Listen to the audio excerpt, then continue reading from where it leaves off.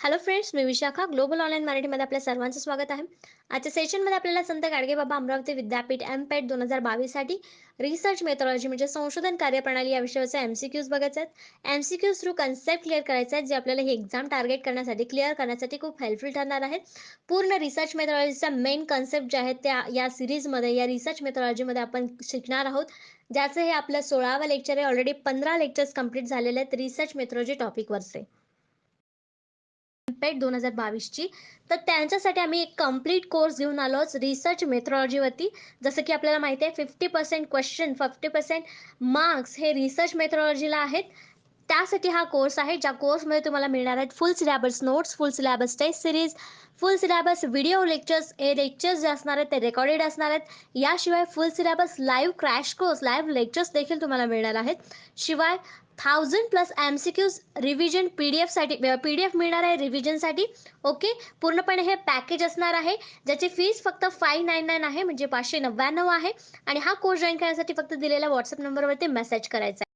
तर युनिट 4 मध्ये आपल्याला पेट एक्झामसाठी काय येणार आहे, तर hypothesis definition, characteristics of good hypothesis and sources of hypothesis, types of hypothesis, null hypothesis and alternative hypothesis, hypothesis testing type 1 and type 2 errors. तर हे जे पॉइंट्स आहेत ते लास्ट लेक्चरमध्ये आपण काही पॉइंट्स कव्हर केलेत, जसे की अल्टरनेटिव्ह हायपोथेसिस, नल हायपोथेसिस, हायपोथेसिसचे टाइप्स वेगळे वेगळे, सिंपल हायपोथेसिस, हे जे प्रकार आहेत ते आपण बघितले लास्ट एमसीक्यूज मधून, एमसीक्यूज थ्रू लास्ट लेक्चरमध्ये. आजच्या लेक्चरमध्ये आपण डेफिनेशन बघू शकतो, त्याचं कॅरेक्टरिस्टिक्स, फंक्शन हायपोथेसिसचं, त्यानंतर टाइप एरर्स जे आहेत, टाइप 1 एरर किंवा टाइप 2 एरर जे काय आहेत ते आपण समजून घेणार आहोत एमसीक्यू थ्रू, किंवा त्याच्यावरती एमसीक्यू कसे येऊ शकतात हे आपल्याला आजच्या लेक्चरमध्ये बघायचं आहे. तर फर्स्ट क्वेश्चन आपल्याला बघायचं आहे. Children can learn a second language faster before the age of 7 is this statement. म्हणजे काय सांगितलेलं आहे की लहान मुलं जे आहेत ते वयाच्या 7व्या वर्षापर्यंत दुसरी भाषा म्हणजे जी मातृभाषा आहे ती सोडून दुसरी कुठलीही भाषा लवकर शिकतात किंवा शिकू शकतात. त्यांच्यामध्ये ती कॅपॅसिटी असते. ही जे स्टेटमेंट दिलेलं आहे तर स्टेटमेंट काय सांगतंय किंवा कसं आहे. ऑप्शन्स आहेत. ऑप्शन्स काय काय बघू आपण. नॉन सायंटिफिक स्टेटमेंट, याच्यामध्ये काय सायंटिफिक नाही असं आहे. सायंटिफिक आहे ना, हे प्रूव्ह झालेलं आहे, किंवा असं जे स्टेटमेंट केलेलं आहे ते काहीतरी एक्सपिरियन्स वरून केलेलं आहे. मग हे अवैज्ञानिक विधान असेल का? नाही. मग दुसरं काय आहे? One tailed hypothesis. तिसरं आहे two tailed hypothesis and null hypothesis. मग आपलं ए आन्सर इथे असणार आहे का? नाही. मग आपल्याकडे 3 ऑप्शन राहिलेले आहेत आणि त्याच्यामध्ये नल हायपोथेसिस आहे का, ते तिथे रिजेक्ट केलेलं आहे का? ट्रू असून जे स्टेटमेंट दिलेलं आहे ते ट्रू असून रिजेक्ट केलेलं असेल तर तिथे नल हायपोथेसिस होतं. मग नल हायपोथेसिस मध्ये इथे कुठलंही स्टेटमेंट दिसत नाही. मग आपलं हे पण ऑप्शन चुकीचं आहे. मग आपल्याला करेक्ट आन्सर या दोन्ही मधूनच मिळणार आहे. मग याच्यातलं करेक्ट आन्सर कुठला आहे? वन टेल्ड हायपोथेसिस, एक पूछ परिकल्पना ज्याला म्हणतो ते. बी हे ऑप्शन इथे आपल्याला करेक्ट मिळालेलं आहे. कसं? A one-tailed test is statistical test which the critical area of the distribution is one-sided. One tailed test कधी म्हणतो आपण? जेव्हा तिथे साइड 1 असते, एकच साइड असते, दुसरी साइड नसते. मग तिथे आपल्याला एकच साइड दिसते की नाही, की 7 वर्षापर्यंत मुलं दुसरी भाषा शिकू शकतात. त्याचं रिझन दिलेलं नाहीये, किंवा का शिकू शकत नाही किंवा का शिकू शकतात याच्यापेक्षा जास्त ते शिकू शकतात हे वन साइडेड स्टेटमेंट आपल्याला दिलेलं आहे, म्हणून ते वन टेल्ड statement आहे. So that it is either greater than or less than a certain value, but not both. If the sample being tested falls into the one side critical area, the alternative hypothesis will be accepted instead of the null hypothesis. The alternative hypothesis आपण कधी घेत असतो हे आपण काल बघितलेलं आहे कालच्या लेक्चर मध्ये. जेव्हा null hypothesis आपल्याला एक्सेप्ट करायचं नसतं तेव्हा तिथे आपण अल्टरनेटिव्ह हायपोथेसिस घेत असतो. तो वन साइडेड जेव्हा वन टेल्ड स्टेटमेंट जेव्हा असतं तिथे आपण या हायपोथेसिसचा विचार करू शकतो, अल्टरनेटिव्ह हायपोथेसिस किंवा नल हायपोथेसिस.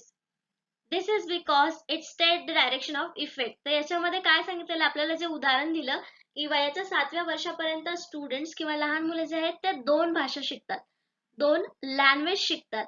मग हे काय दिलेलं आहे? एकच डायरेक्शन दिलेली आहे इफेक्टची, एका विषयाच्या इफेक्टची म्हणजे परिणामांची ही आपल्याला डायरेक्शन दिलेली आहे, म्हणजे ही वन टेल्ड आहे. काय आहे? वन टेल्ड आहे. एकच इफेक्ट सांगितलेला आहे, एकच डायरेक्शन आपल्याला इथे सांगितलेलं आहे, म्हणून हे आन्सर आपलं इथे बी करेक्ट आलं होतं, वन टेल्ड. तर नेक्स्ट क्वेश्चन आपण बघतोय सेकंड नंबरचा, what is the characteristics of hypothesis? गृहीतकांचं वैशिष्ट्य काय आहे? जे हायपोथेसिस आपण स्टेटमेंट्स मांडत असतो, तर ते स्टेटमेंट्सचं वैशिष्ट्य काय आहे, हे हायपोथेसिस आहे आपण कशावरून ओळखू शकतो, किंवा ते नेमकं काय आहे, त्याचे वैशिष्ट्य काय आहे, तर ते आपल्याला सांगायचं आहे. तर आपल्याला इथे ऑप्शन्स मध्ये काही स्टेटमेंट्स बद्दल वैशिष्ट्य दिलेले आहेत, ते कुठली कुठली बरोबर आहेत ते सांगायचं आहे. It is a tentative statement. हे आपलं जे स्टेटमेंट आहे ते बरोबर आहे. हे जे दिलेलं आपलं ऑप्शन बरोबर आहे का? कारण हे तात्पुरतं विधान असतं. जोपर्यंत आपण त्याच्यावर रिसर्च करत नाही, अनालिसिस करत नाही डेटा मिळालेला आणि त्यातून काही प्रूव्ह होत नाही, कन्क्लुजन सेम येत नाही, तोपर्यंत ते एक टेंटेटिव्ह स्टेटमेंट असतं. आणि जे कन्क्लुजन मध्ये प्रूव्ह होतं तेव्हा ते मग एक फायनल स्टेटमेंट होऊ शकतं. पण हे हायपोथेसिस हे टेंटेटिव्ह स्टेटमेंट असतं, ज्याच्यावरती आपण रिसर्च करतो. नेक्स्ट आहे इट्स व्हॅलिडिटी इज अननोन. मग हे सुद्धा आपल्याला बरोबर आहे. त्याची व्हॅलिडिटी काय आहे, वैधता काय आहे, हे आपल्याला काहीच माहित नसतं. एक अंदाजा स्टेटमेंट आपण तिथे मांडलेलं असतं की पुढे पुढे असा रिझल्ट आपल्याला मिळेल. मग हे पण आपलं आन्सर इथे बरोबर आहे. मग दोन ऑप्शन इथे आपलं बरोबर आलेलं आहे. मग दोन ऑप्शन असणार कुठला आन्सर आहे का इथे? नाहीये, एकच ऑप्शन आहे आपल्याला, जे आहे डी ऑल ऑफ दी अबो. हे तर आपल्याला मिळालं, पण तिसरं पण आपल्याला चेक करायचं आहे.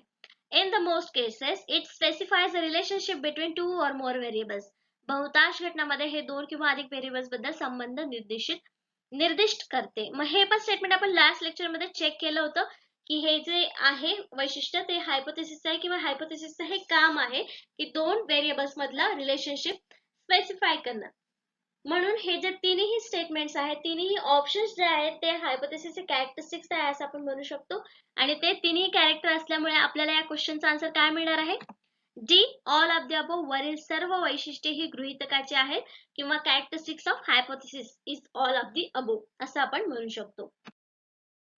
तर इथे अजून काय काय हायपोथेसिसचे कॅरेक्टरिस्टिक्स दिलेत, वैशिष्ट्य दिलेत, तर दिलेलं आहे hypothesis should B clear and precise. म्हणजे ते शुद्ध क्लिअर असलं पाहिजे, प्रिसाइज असलं पाहिजे, तेव्हा आपल्याला रिसर्च करण्यासाठी ते उपयुक्त ठरणार आहे. Hypothesis should B capable and being tested. म्हणजे हायपोथेसिस जे आपण मांडणार आहे, जे टेस्टेड केलं जाणार आहे, किंवा त्याची चाचणी झाली पाहिजे, अशा प्रकारचं ते हायपोथेसिस असलं पाहिजे. नेक्स्ट काय आहे, hypothesis should state a relationship between variables if it happens to be rational hypothesis.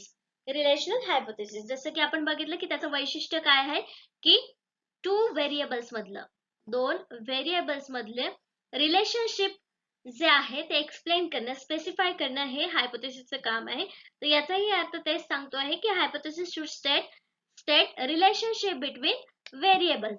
It may be one or two or more if it happens to be a relational hypothesis.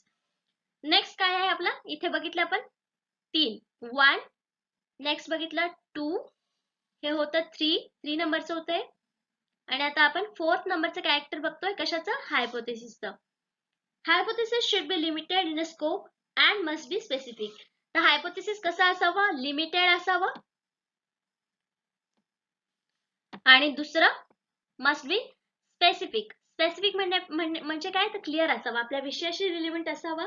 दुसरं कुठलाही त्याच्यामध्ये भुसा भरणं ज्याला आपण म्हणतो की एक्स्ट्रा थिंग्स त्याच्यामध्ये असणं. मोठ्याच्या मोठं हायपोथेसिस मध्ये स्टेटमेंट केलं तर ते आपल्याला अवघड होतं एखादा रिसर्च करण्यासाठी. म्हणून इथे त्यांनी काय सांगितलेलं की लिमिटेड असावं आणि स्पेसिफिक असावं, म्हणजे ते आपल्याला सोपं जाईल. नेक्स्ट क्वेश्चन बघतोय आपण थर्ड नंबरचा, what is not a function of hypothesis? गृहीतकाचं कार्य काय नाही? तर आपण जेव्हा जेव्हा क्वेश्चन नीट वाचत नाही तेव्हा तेव्हा आपण आपल्या हाताचे मार्क्स घालवतो. आपल्याला हे तर माहितीये की त्याचे हायपोथेसिस कॅरेक्टरिस्टिक्स काय आहेत आणि फंक्शन पण काय असणार आहेत हे आपल्याला थोडक्यात समजलेलं आहे. पण आपल्याला प्रश्न विचारलाय की what is not a function of hypothesis? हायपोथेसिसचं कुठलं काम नाहीये हे आपल्याला सांगायचंय. चारही ऑप्शन त्याच्यामध्ये येणार नाहीयेत. जेव्हा आपण वाचू तेव्हा आपल्या लक्षात येईल की एक फंक्शन यातलं नाहीये.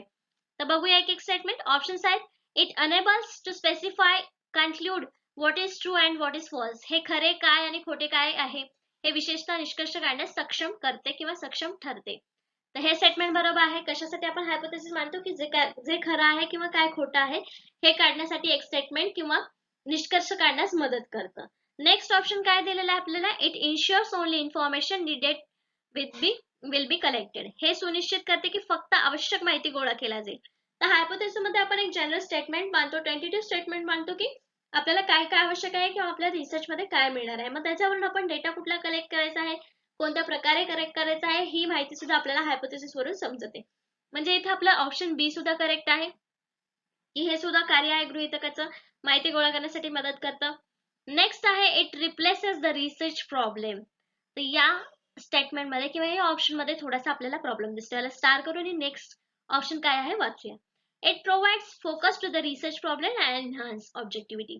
हे संशोधन समस्येवर लक्ष केंद्रित करते आणि वस्तुनिष्ठता वाढवते. तर हे हायपोथेसिस बद्दल बरोबर आहे का, हे फंक्शन आहे का? तर हो, जो आपण रिसर्च प्रॉब्लेम निवडलेला आहे हायपोथेसिस मध्ये आपण तो मांडत असतो. म्हणजेच तो संशोधन समस्येवर लक्ष केंद्रित करतो आहे. आणि शिवाय त्याच्यावरती वस्तुनिष्ठता का वाढवतोय, कारण त्यावरतीच आधारे आपण पुढचा रिसर्च करत आहे, म्हणून इथे त्याची वस्तुनिष्ठता वाढत आहे. मग डी ऑप्शन सुद्धा आपलं बरोबर आहे. हे तिन्ही कार्य आपल्याला जे आहे ते हायपोथेसिस दिसत आहेत, पण एक्सेप्ट सी काहीही असो पण रिसर्च प्रॉब्लेमला काहीच रिप्लेस करत नाही, कारण तो आपण खूप डीप स्टडी करून आपण सर्च केलेला असतो आणि त्यावरती आधारित आपल्याला सोल्युशन शोधण्यासाठी रिसर्च करावा लागतो. मग हे संशोधन समस्येची जागा घेऊ शकतं का हायपोथेसिस? नाही. मग हेच जे कार्य आहे, फंक्शन आहे, ते हायपोथेसिसचं नाही. म्हणजे आपलं करेक्ट आन्सर देते काय आहे ते C, it replace the research problem. हे संशोधन समस्येची जागा घेते किंवा घेऊ शकतं, हे जे ऑप्शन आहे ते चुकीचं आहे. हे फंक्शन हायपोथेसिसचं नाही, म्हणून इथं आपलं करेक्ट आन्सर सी आलेलं आहे.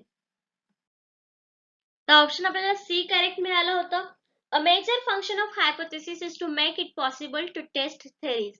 तर हायपोथेसिसचं मेन फंक्शन किंवा कार्य काय असतं, जे आपल्या थेरीज निर्माण झालेल्या आहेत, तयार केलेल्या आहेत, त्या टेस्ट करणं, म्हणजे चाचणीमध्ये त्याची चाचणी घेणं, त्याच्यामध्ये पास करण्यासाठी, म्हणजे जी थेरी आहे ती खरंच लागू होते की नाही हे चेक करणं म्हणजे थोडक्यात टेस्ट करणं, चाचणी घेणं. तर ते करण्याचे काम हायपोथेसिस आहे. In this regard, alternative definition of hypothesis is that it is the statement of theory is testable forms. म्हणजे theory testable form मध्ये असते, त्याला आपण hypothesis म्हणू शकतो किंवा hypothesis फंक्शन असतं.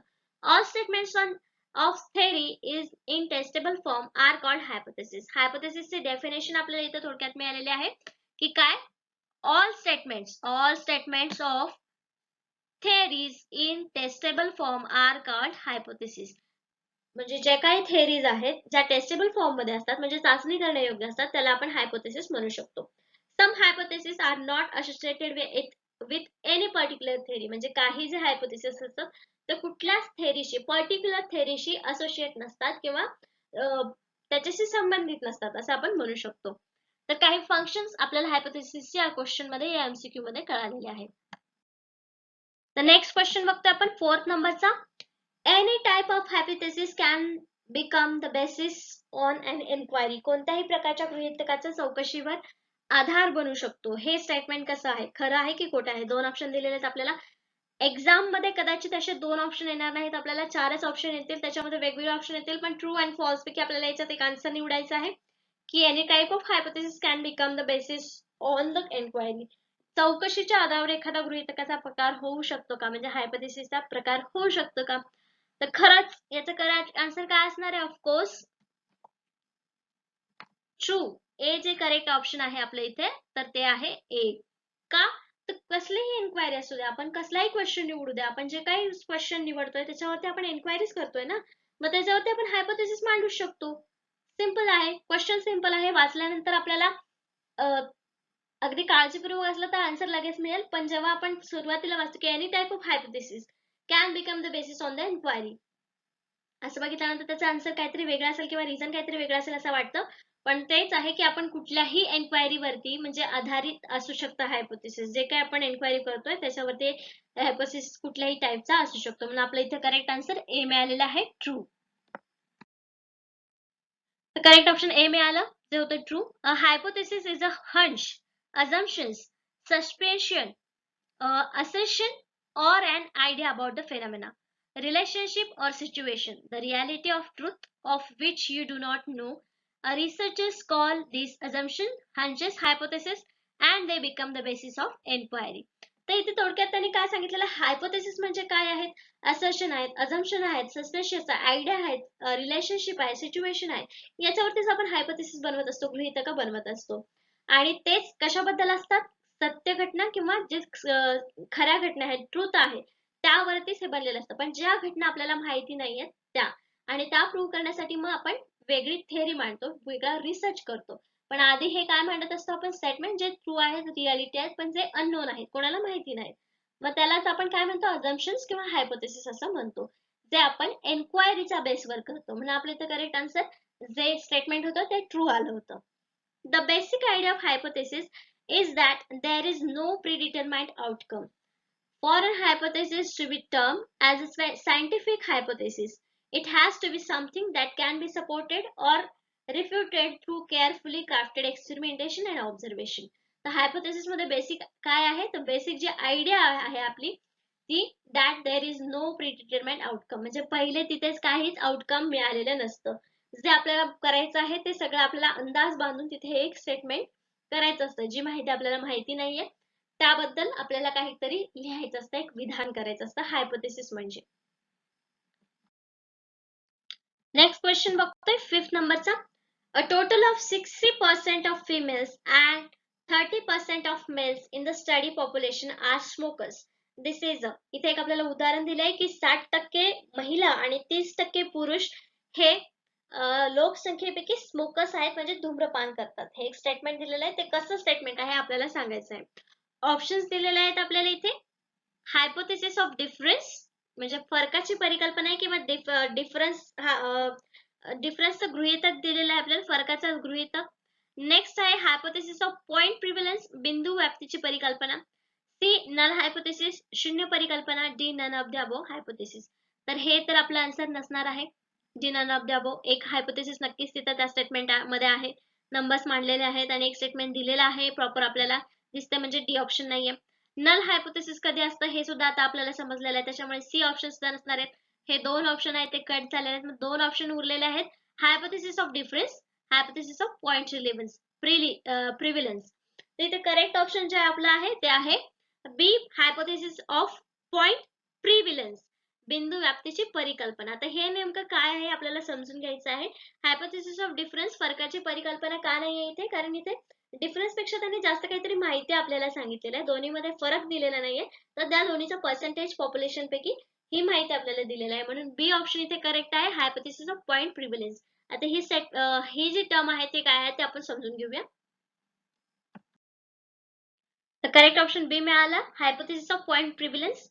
देर are some times when a researcher has enough knowledge about the phenomenon that she is studying and is confident about speculating almost the exact prevalence of the situation or outcome in the quantitative units. This type of hypothesis is known as hypothesis of point prevalence. म्हणजे याच्यामध्ये काय आहे, जो researcher आहे त्याला त्याच्या subject बद्दल, जो विषय त्याने निवडलेला आहे स्टडीसाठी, त्याबद्दल त्याला बऱ्यापैकी माहिती असते. म्हणजे त्याला अंदाज असू शकतो की पुरुषांपेक्षा महिला जास्त स्मोकर्स आहेत असं येऊ शकतं.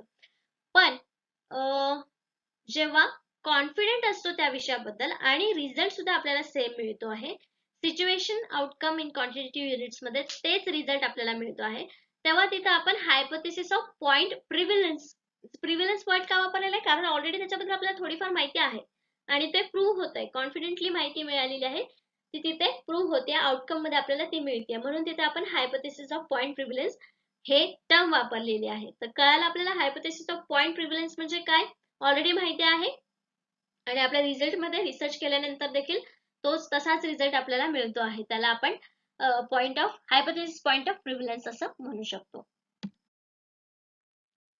नेक्स्ट क्वेश्चन बघतो आपण 6 नंबरचा. Which aspects of the research process could be responsible for the unintended introduction of error in the study? अभ्यासामध्ये त्रुटीचा अनपेक्षित परिचय करण्यासाठी संशोधन प्रक्रियेचा कोणता पैलू जबाबदार असू शकतो, म्हणजे कुठल्या गोष्टीमुळे आपल्याला एरर स्टडीमध्ये एररशी सामना करावा लागेल हे आपल्याला सांगायचं आहे. तर ऑप्शन्स दिलेले आहेत. फ्लॉड सॅम्पलिंग मेथड, सदोष नमुना पद्धत. फॉल्टी डेटा कलेक्शन मेथड, सदोष डेटा संकलन पद्धती. रॉंग अनालिसिस मेथड, चुकीची विश्लेषण पद्धत. D all of the above. तर याच्यामध्ये आपल्याला प्रश्न वाचल्यानंतर लगेच लक्षात येईल की कशामुळे स्टडीमध्ये एरर येईल असं आपण सांगू शकतो दिलेल्या ऑप्शन्स पैकी. तिथे दिलेला आहे सदोष नमुना पद्धत, म्हणजे ज्याच्यामध्ये दोष आहे काहीतरी नमुन्यामध्ये, त्यामुळे आपल्याला एरर येऊ शकतो का? येऊ शकतो. फॉल्टी डेटा कलेक्शन मेथड म्हणजे चुकीची डेटा संकलनाची पद्धत वापरली तर आपल्याला डेटा सुद्धा चुकीचा मिळेल आणि विश्लेषण करताना मग आपल्याला मध्ये एरर मिळत जातील. मग हे सुद्धा रिझन असू शकतं आपल्याला स्टडीमध्ये एरर मिळण्याचं, अनपेक्षित एरर मिळण्याचं. रॉंग एनालिसिस मेथड चुकीची विश्लेषण पद्धत देखील वापरली तरी सुद्धा आपल्याला अनपेक्षित म्हणजे जी अपेक्षा नाहीये तसे तर त्यामध्ये देखील एरर मिळेल आपल्याला स्टडीमध्ये. म्हणजे हे तिन्ही जे ऑप्शन्स आहेत आपल्याला 1A, B आणि C तिन्ही पॉइंट्स मध्ये आपल्याला एरर मिळू शकतात. हे जर चुका झाल्या आपल्या रिसर्च मध्ये तर नक्कीच तिथे आपल्याला स्टडीमध्ये एरर मिळणार आहे. मग करेक्ट ऑप्शन आपलं काय असणार आहे? D, all of the above. वरील सर्व जे पॉइंट्स आहेत त्यामध्ये आपल्याला म्हणजे अनपेक्षित परिचय करण्यासाठी तिन्ही पॉइंट आपल्याला कारणीभूत ठरू शकतात. तर या क्वेश्चनचा आपल्याला डी ऑप्शन करेक्ट मिळाला, all of the above. Survey sampling and sample frame errors occur when wrong subpopulation is used to select the sample.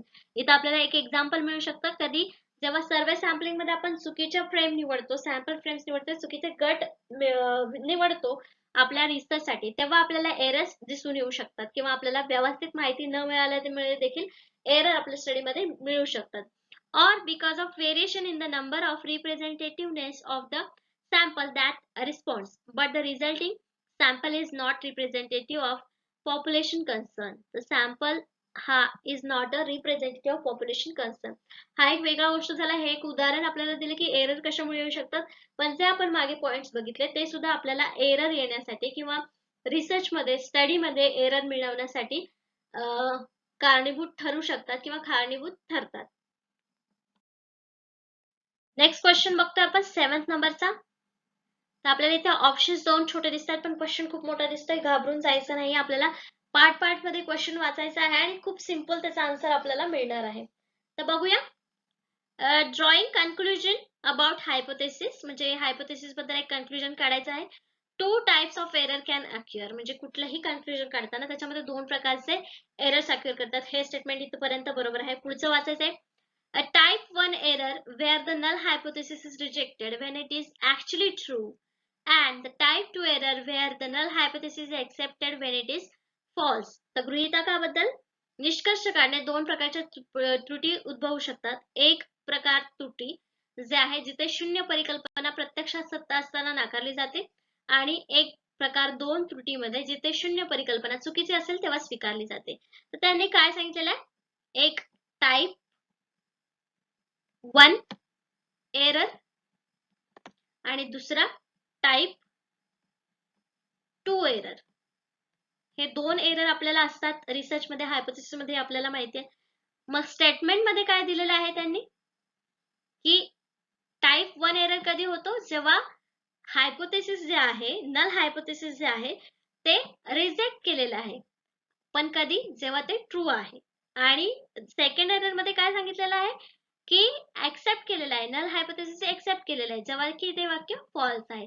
मग हे जे टाइप एरर आहे तर हे टाइप एरर इथे बरोबर आहेत. मग आपलं करेक्ट ऑप्शन याच्यामध्ये ए आणि बी पैकी काय असणार आहे? ट्रू फॉल्स मध्ये ए बरोबर असणार आहे. हे स्टेटमेंट जे आहे ते ट्रू आहे कारण टाइप 1 एरर आणि टाइप 2 एरर हे आपले कन्सेप्ट राहिल्या होत्या जे आता आपण एक्सप्लेन करणार आहोत, पण याचं स्टेटमेंट हे जे आन्सर आहे हे ट्रू आहे. इथे आपल्याला बघायचं आहे की टाइप 1 एरर काय आहे, नल टाइप 2 एरर काय आहे. In statistic, a type 1 error means rejecting null hypothesis when it's actually true, while type 2 error means failing to reject the null hypothesis when it's actually false. The failing to reject means it is accepted, right? मग इथे 2 दिलेले आहेत, type 1 आणि second दिलेला आहे type 2. तर null hypothesis आपण असं लिहितो, नल हायपोथेसिस, आणि इकडे पण आपण लिहूया नल हायपोथेसिस. तर नल हायपोथेसिस जे आहे रिजेक्ट करतो कधी? जेव्हा ते ऍक्च्युअली ट्रू असतं तेव्हा तो टाइप 1 एरर असतो. आणि नेक्स्ट मध्ये काय ते आपण नल हायपोथेसिस एक्सेप्ट करतो जेव्हा ते चुकीचं असतं किंवा फॉल्स असतं.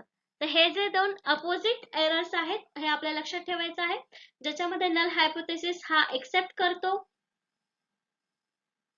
जेव्हा ते चुकीचं असतं तेव्हा तो टाईप 2 असतो. बरोबर? कन्फ्युज व्हायचं रिझन नाहीये, सिंपल आहे. टाईप 1 मध्ये आपण रिजेक्ट करतो हायपोथेसिस जरी ते खरं असलं तरी, आणि टाईप 2 मध्ये एक्सेप्ट करतो जरी ते चुकीचं असलं तरी. The risk of making type 1 error is significance level that you choose. That's a value that you set at the beginning of your study to assess the statistical probability of obtaining your result. The significance level is usually set at significance level कुठे ठरलेले असते 5% ला 0.5. This means that your result only have 5% chance of occurring or less if the null hypothesis is actually true. To reduce the type 1 error probability, you can set a lower significance level. The significance level he concept आपण last lecture मध्ये समजून घेतली होती. त्याच्यावरती आपण type error कुठला आहे, 1 आहे की 2 आहे हे प्रोबॅबिलिटी वरून आपण त्याचा काढू शकतो. तर टाइप 1 एरर आणि टाइप 2 एरर हे कन्सेप्ट क्लिअर झाला असतील. नेक्स्ट क्वेश्चन बघतो आपण 8 नंबरचा. If we reject the null hypothesis we might be making. तर टाइप 2 आणि टाइप 1 एरर आपल्याला समजलेले आहेत. त्यापैकी कुठला आन्सर इथे असणार आहे हे आपल्याला सांगायचं आहे. जेव्हा नल हायपोथेसिस आपण रिजेक्ट करतो, कधी रिजेक्ट करतो? टाइप 1 एरर कधी येतो? जेव्हा ते आपण रिजेक्ट करतो खरं असताना, आणि जेव्हा एक्सेप्ट करतो चुकीचं असताना तेव्हा टाइप 2 एरर येतो. हे तर आपल्याला समजलं. मग इथे सांगितलं की we reject the null hypothesis we might be making. जर आपण शून्य परिकल्पना नाकारली तर आपण कदाचित बनवत असू. काय बनवत असू? इथं ऑप्शन्स दिलेले आहेत. Type 1 error, type 2 error, a correct decision और अनप्रिडिक्टेबल अनअपेक्षित. त्याचं करेक्ट आन्सर काय असणार आहे? टाइप 1 एरर इथे सांगितलं की जे स्टेटमेंट आहे म्हणजे नल हायपोथेसिस हे ट्रू आहे जेव्हा आपण रिजेक्ट केलंय. टाइप एरर 1 नाहीये तिथं कारण त्यांनी ट्रू आहे सांगितलेलं नाहीये. टाइप 2 एरर आहे का? नाही, कारण तिथे नल हायपोथेसिस त्यांनी एक्सेप्ट केलेलं नाहीये. आणि नंतर सी ऑप्शन आहे करेक्ट डिसिजन. पुढचं काहीच त्यांनी दिलेलं नाही की स्टेटमेंट 1 आहे की 2 आहे, म्हणजे तिथे आपण कुठलाही एरर बनवत नाही किंवा योग्य निर्णय घेत नाहीये. मग आपलं करेक्ट आन्सर इथे एकच असणार आहे, जे आहे डी, अनप्रिडिक्टेबल अनअपेक्षित. जे उत्तर आहे पुढचं ते पूर्ण स्टेटमेंट झाल्याशिवाय आपल्याला कळणारच नाही. We might be making unpredictable म्हणजे अनपेक्षित तिथे आन्सर असू शकणार आहे. म्हणून आपला करेक्ट आन्सर इथे डी आलेला आहे. तर डी ऑप्शन आपल्याला मिळालं होतं करेक्ट, जे होतं की अनपेक्षित अनप्रिडिक्टेबल. तर ते आहे if there is a less than a 5% chance of result as extreme as sample result if the null hypothesis were true. म्हणजे त्यांनी पण सांगितलं की तिथे काही 5% चान्स असते की नल हायपोथेसिस हे ट्रू आहे, तर तिथे 1 एरर टाइप हा तयार झाला असता. पण तिथे हायपोथेसिस रिजेक्ट केलेला आहे, पण तो ट्रू आहे की फॉल्स आहे हे देखील आपल्याला सांगितलेलं. मग कुठलाही एरर तिथे होत नाहीये किंवा आपला डिसिजन खरा आहे किंवा चुकीचा आहे किंवा हे सुद्धा आपल्याला सांगता येत नाहीये. आणि त्यामुळेच आपलं क्वेश्चन होतं की रिझल्ट आन्सर जे होतं ते होतं अनप्रिडिक्टेबल अनअपेक्षित. When this happens the result set to be statistically significant. मग याला आपण काय म्हणू शकतो? असं जेव्हा सिच्युएशन येतं तर null hypothesis rejected when there were null hypothesis were true, हे जेव्हा येतं तेव्हा तो स्टॅटिस्टिकली सिग्निफिकंट असतो आणि तिथे कुठलाही एरर आपल्याला सांगता येतो.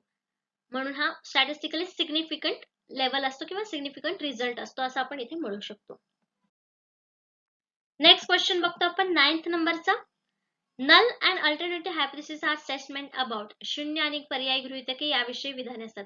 कशाविषयीचे असतात हे आपल्याला सांगायचं आहे. लास्ट लेक्चर मध्ये आपण बघितलं नल हायपोथेसिस म्हणजे काय आणि अल्टरनेटिव्ह हायपोथेसिस म्हणजे काय, ती कधी यूज केली जातात ते सुद्धा आपण लास्ट लेक्चर मध्ये बघितलेले आहेत. इथे ऑप्शन दिले आहेत की हे स्टेटमेंट कशाबद्दल असतात. ऑप्शन्स आहेत population parameters, sample parameters, sample statistics, it depends, sometimes population parameters and sometimes sample statistics. म्हणजे कधी कधी हे पॉप्युलेशन वरती आधारित असतात, कधी कधी सॅम्पल स्टॅटिस्टिक्सवर असतात. तर हे चुकीचं आहे. सॅम्पल स्टॅटिस्टिक्सवर पण नाही, मग सॅम्पल पॅरामीटर्सवर नाही. हे कशावर आधारित असतात? ए पॉप्युलेशन पॅरामीटर्स, लोकसंख्या मापदंड. मग करेक्ट आन्सर आपल्या इथे काय आहे? ए पॉप्युलेशन पॅरामीटर्स. का? सॅम्पल पॅरामीटर्स, सॅम्पल स्टॅटिस्टिक्स आणि बाकीच्या तिन्ही मग ऑप्शन जे आहेत ते पॉप्युलेशन वरती नंतर पुढच्या गोष्टी आहेत. पॉप्युलेशन निवडल्यानंतर मग सॅम्पल्स आपण त्यातून घेत असतो. म्हणून नल हायपोथेसिस आणि अल्टरनेटिव्ह हायपोथेसिस हे स्टेटमेंट पॉप्युलेशन पॅरामीटर्सशी रिलेटेड आहेत किंवा त्यावर आधारित ही गृहीतक आहेत, विधाने आहेत. म्हणून आपला करेक्ट आन्सर इथे आपल्याला ए मिळालेला आहे. ए ऑप्शन करेक्ट मिळाला आपल्याला. The null and alternative hypothesis are two mutually exclusive statements about the population. तर हे दोन्ही जे स्टेटमेंट्स आहेत ते कशाशी रिलेटेड आहेत? पॉप्युलेशनशी. A hypothesis test uses sample data to determine whether to reject The null hypothesis, the alternative hypothesis is what you might believe to be true or hope to be proved true. The alternative hypothesis कधी वापरतो आपण? जेव्हा आपल्याला hypothesis true आहेत किंवा true असण्याचे hopes आहेत त्यावेळेस आपण अल्टरनेटिव्ह हायपोथेसिस वापरतो. आणि दुसरं आहे की जेव्हा पॉप्युलेशन वरती आपण हे नल हायपोथेसिस किंवा अल्टरनेटिव्ह हायपोथेसिस वापरतो तेव्हा ते टेस्ट करण्यासाठी चांगले असतात किंवा त्या टेस्ट केल्यानंतर आपल्याला कळतं की सॅम्पल डेटामध्ये ते हायपोथेसिस रिजेक्ट करण्यासारखे आहेत की एक्सेप्ट करण्यासारखे आहेत. म्हणजेच आपल्याला पॉप्युलेशन बद्दल जी काही माहिती मिळते पॉप्युलेशन वरती आपण वेगवेगळे टेस्ट घेतोय तर ते स्टार्ट होतात पॉप्युलेशन पासूनच. म्हणून इथे आपलं करेक्ट आन्सर मिळालं होतं की पॉप्युलेशन पॅरामीटर्स वरती नल आणि अल्टरनेटिव्ह हायपोथेसिस हे रिलेटेड असतात किंवा त्यावरचे रिलेटेड हे स्टेटमेंट्स असतात. नेक्स्ट क्वेश्चन बघतो आपण 10th नंबरचा. A type 1 error occurs when we. त्रुटी एक प्रकार एक त्रुटी येते जेव्हा येते आपण जेव्हा काय करतो. म्हणजे आपल्याला टाइप 1 एरर कधी येतो हे सांगायचं. ऑप्शन्स दिलेले आहे. पहिला ऑप्शन आहे reject false null hypothesis. Reject false null hypothesis हे आन्सर आहे का? नाही, कारण आपण तिथे ट्रू स्टेटमेंट्स किंवा ट्रू हायपोथेसिस रिजेक्ट करत असतो. नेक्स्ट आहे रिजेक्ट ट्रू नल हायपोथेसिस. इथे काय दिलेलं आहे? Reject a true null hypothesis. म्हणजे हेच आपला एरर आहे. म्हणजे आपलं करेक्ट ऑप्शन बी आपल्याला इथे सेकंडलाच मिळालं. बाकीचे ऑप्शन्स वाचून बघूया. Do not reject false null hypothesis. खोटी शून्य गृहीतक नाकारत नाही. Do not reject true null hypothesis म्हणजे डू नॉट रिजेक्ट म्हणजे हे दोन्ही एक्सेप्ट करतायत. मग टाइप 1 एरर मध्ये रिजेक्ट चे रिलेटेड आहे म्हणजे हे दोन्ही सुद्धा आपले ऑप्शन्स कटणार आहे तिथे एक्सेप्ट करतात. ए आहे fail to make a decision regarding whether to reject a hypothesis or not. म्हणजे इथे डिसाइड न करणं म्हणजे टाइप 1 एरर आहे का? नाही. म्हणजे हे चारही ऑप्शन्स गेलेले आहेत आणि आपल्याला एकच करेक्ट आन्सर मिळालेला आहे. टाइप 1 एरर आपल्याला समजलं आहे जिथे नल हायपोथेसिस हे रिजेक्ट केलं जातं जरी ते खरं असतं ना. इथे टाइप 1 एरर आहे म्हणजे आपला ऑप्शन करेक्ट बी आहे. Reject true null hypothesis. खरी शून्य गृहीतक नाकारा किंवा नाकारलं जातं तेव्हा तिथे टाइप 1 एरर अक्युअर होतं किंवा टाइप 1 एरर आपल्याला दिसून येतो. तर आपल्याला ऑप्शन करेक्ट बी मिळालं होतं आणि आपल्याला आता बऱ्यापैकी समजलं की टाइप 1 एरर काय टाइप 2 एरर काय आहे. तरी पण इथे आपल्याला एक्सप्लेनेशन दिलेलं आहे. Type 1 error corresponds to the rejecting null hypothesis when null hypothesis is actually true. बरोबर. इथे टाइप 1 एरर आपल्याला सांगितलं. and type 2 error correspond to the accepting null hypothesis when there is null hypothesis false. Hence 4 possibilities may arise. The null hypothesis is true but the test rejects it. Type 1 error. तर अशा प्रकारे type 1 error इथे काय आपल्याला समजलंय. तसेही आपण type 1 error आणि type 2 error आता चांगल्या प्रकारे लक्षात ठेवलेले आहेत. एखादं एक्झाम्पल जरी आपल्याला दिलेलं आहे तिथे आणि त्याच्यातून कुठला हायपोथेसिस आहे हे म्हणजे एरर कुठला आहे हे जर सांगायचं झालं तर आपण सहजपणे सांगू शकतो. एवढा क्लिअर आपण टाइप 1 एरर आणि टाइप 2 एरर इथे केलेले आहे. हायपोथेसिसचे प्रकार आपण वेगळे बघितलेले आहेत लास्ट लेक्चर मध्ये. तर अशा प्रकारे आजचे 10 प्रश्न आणि 10 कन्सेप्ट इथेच आपल्याला संपलेले आहेत. आपण लास्ट लेक्चर मध्ये देखील हायपोथेसिस वरचे क्वेश्चन बघितले होते एमसीक्यूज आणि त्यातून काही कन्सेप्ट क्लिअर केला होता. जसे की आपण डेफिनेशन्स बघितली होती हायपोथेसिसची काय करू शकतो त्याचे कॅरेक्टरिस्टिक्स बघितलं होतं. अल्टरनेटिव्ह हायपोथेसिस काय, सिंपल हायपोथेसिस काय, सिग्निफिकन्स लेवल्स म्हणजे काय, हे सगळ्या ज्या गोष्टी आहेत त्या एमसीक्यू मधून आपण क्लिअर केलेल्या आहेत. आणि आजच्या लेक्चर मध्ये देखील type 1 error, type 2 error, function of the hypothesis, characteristics of hypothesis ह्या सगळ्या ज्या गोष्टी आहेत त्या आपण या लेक्चर मध्ये क्लिअर केलेल्या आहेत. नेक्स्ट लेक्चर मध्ये आपण नेक्स्ट युनिट वरचे क्वेश्चन्स बघणार आहोत. एमसीक्यू थ्रू आपल्या कन्सेप्ट क्लिअर करण्याची सिरीज आपण चालू ठेवणार आहोत. आजच्या सेशन साठी धन्यवाद.